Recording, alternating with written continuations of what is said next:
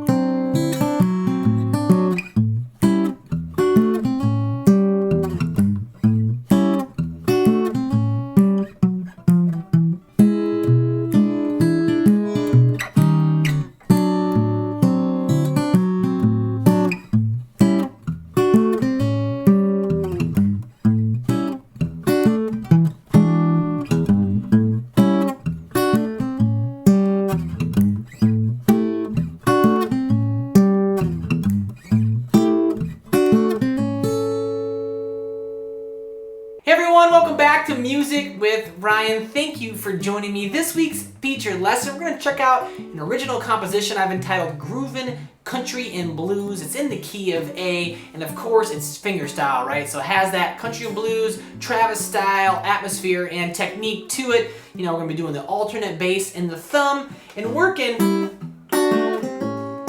with that little A7 riff. It's such a cool little thing to do, very versatile, and you can make many different little permutations of it as well. So we're gonna do that in a standard, or pretty darn standard, 12-bar blues here in the key of A, and I'm gonna break down everything note for note so you can really get a handle on, you know, learning this style and getting that thumb down while playing that melody on top of it as well, okay? So if you wanna access the full-length lesson, it's just a preview here, click the link down there below and it will shoot you onto my website. This lesson's gonna come with about 30 minutes of video, PDF tabs, and 3 audio backing tracks to kind of help you work your speed, all right? Now, if you really like the way I teach and approach learning, learn about being a premier member at the site for a monthly, quarterly, or yearly fee. You can access this lesson and over 350 videos just like it. I've got a lot of bluegrass, old-time, blues, and I'm adding more and more fingerstyle to the site as well, okay? So give it a look if you feel like I might be a good fit for you as an instructor. For now, we're going to start walking through the first few measures here, Groovin' Country Blues in A. Thanks for watching. Hope you enjoy. All right, so let's go ahead and start breaking down Groovin' Country Blues here in the key of A. I'm going to put those first 6 measures up on the screen there. We're going to break them on down slowly. And, you know, the main position that we're going to be working from is this little A7 shape right here. It's just kind of coming out of the bar chord. Think about a full bar chord there on the 5th fret. Or a 7th, right? This is a 7th. If I had the pinky, it'd be A major, but take the pinky away, A7. And I'm going to break it on down. I'm going to use the open A, and then 5th fret D string, 6 on the G, 5 on the B, and 5 on the E. Okay, so I'm really using a lot out of that shape. Okay? And we'll talk more about it kind of as we get going here on the main riff. It's all about this riff here at the top to kind of mastering this arrangement. So, in that first measure there, we start on the and of beat 3. As you see, there's 2 quarter note rests and then an 8th note rest. And then an 8th note on the low string, right? 0 on the low string. And then we have 3rd fret on the low string with a slight little bend. Okay, so it'll be like 1, 2, 3. You don't have to bend that note. You could shake it, you know, just a little bit. Just give it a little bluesy tinge, right? So let me start on the and of beat 3. Now let me play these first 6 for you here slowly. So 1, 2, 3. Then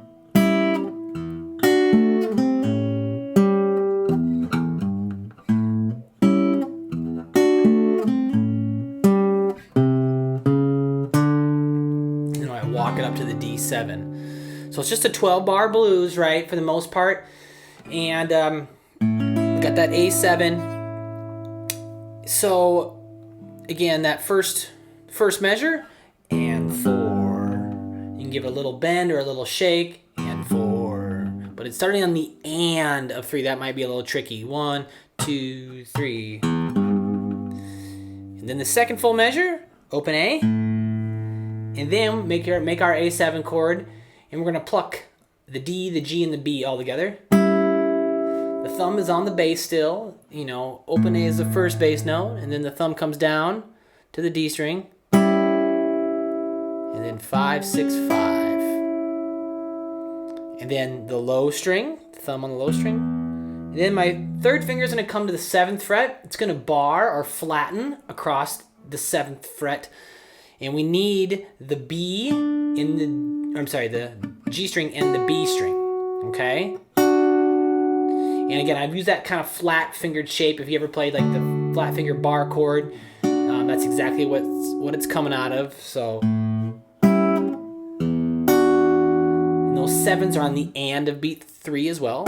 So 1, 2, 3, and then the thumb comes down, 7th fret of the D, and then I go back, 5th fret of the G. I lift that bar off, and then I'm gonna hammer on the 6th fret of the G, and that will be onto the downbeat, okay? Hammering onto the downbeat. So 1, 2, 3, and 4, and that's the measure exactly. And I'll just go a little farther now. And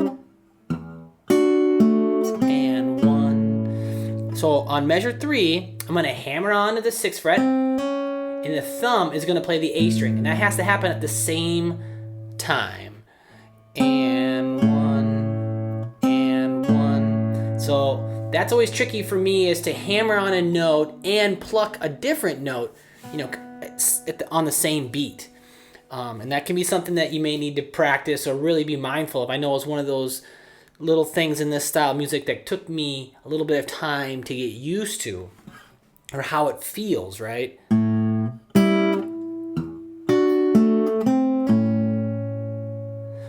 1, 2, 3, and 4, and 1. And then right after, so after beat 1, measure 3, the thumb's gonna come to the 5th fret of the G. And then I have 2 8th notes on the low E. And then 3rd fret, low E. Now I like to catch those 8th notes. I do, in the right hand, I do thumb index. I actually bring my index way up there. So, thumb, index, and then thumb again. And again, I don't have a bend mark there, but kind of anytime I'm on that 3rd fret low E, I can bend it, or you can just play it right there as written. So again, bending it, just give it a little bit more of a bluesy tinge, if you will. But I managed to bring my thumb and then first finger on that little set of 8th notes there.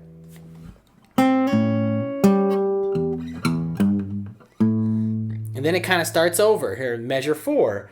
So we get back to this A7 shape, play the open A, then grab all 3 of the strings, D, G, B, thumb goes low E, 3rd finger in the left hand flattens on the 7th fret, and I catch 7 and 7 on the G and the B.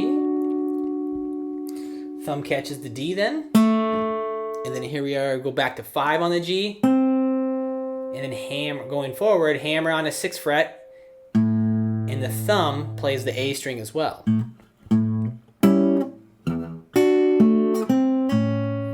then 5th fret D, which you're already there. And then we're gonna walk into the D7.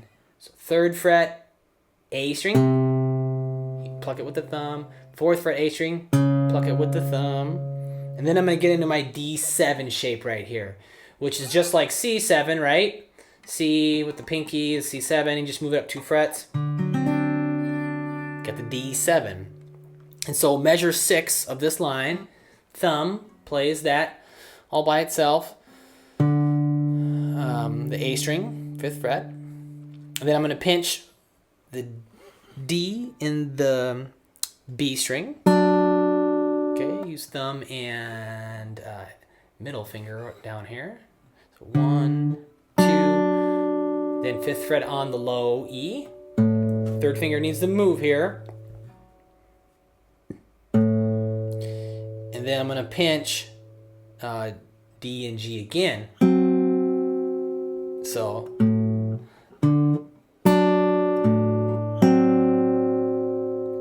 1, 2, 3, 4. So just quarter notes there, just pinching, kind of evening things out, making it easy there. And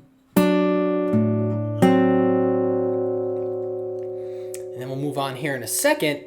But yeah, here's the first 6 measures. And the big takeaway, again, a lot of this is all coming from, you know, just getting that pattern, that little sequence, if you will, down is gonna, that's the whole piece. I mean, it's you know, it's not the whole piece, but it's just such a large portion. It's kind of the backbone of the piece, if you will. And it's a really cool thing. And there's so many different little permutations that you can make of that little riff. So what I would recommend is, you know, if you're getting into this and it's a little bit over your head, then I would take measure 2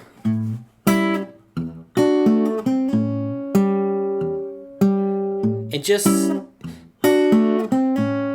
pretty much repeat measure 2 and 3. I'm manipulating measure 3 there a little bit than what's written. I'm making it easier. I'm just doing alternate thumb, but thumb,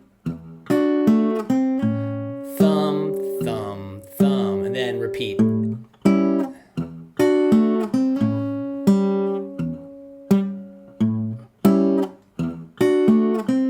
So that's a big part of it. And once you get that, you'll have a big portion of the piece, because that's kind of the outro too. You can use this as an intro, outro, you know, vamping sort of thing, and it has a nice effect to it.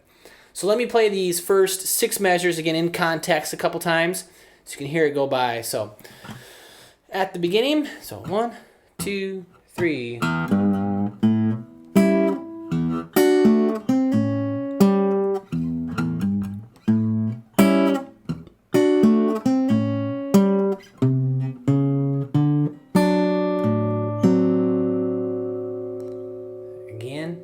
Just a touch quicker. 1, 2, 3.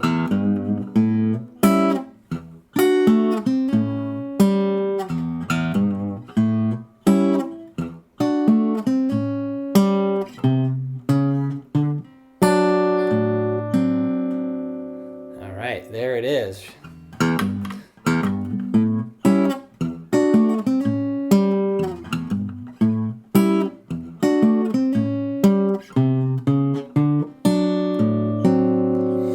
And, you know, I played this tune at the top, you know, at about 130 beats a minute. That was my performance. And, you know, this can be done a little bit faster, actually. I felt like I was trying to figure out what tempo to kind of do it at.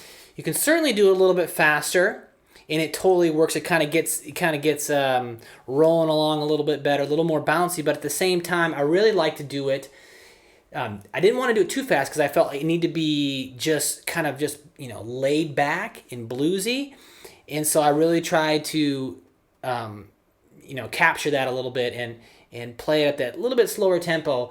But just know that you kind of have the ability to you can speed it up if you want, and it totally works, because often I'll write arrangement that's kind of specific for a tempo, and I certainly, you know, made the adjustment necessary here. But it can go certainly, you know, 20-30 clicks quicker if one wants. So probably 20. You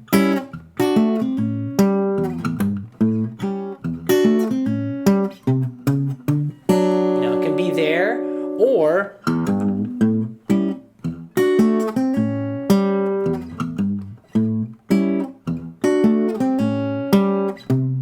you know.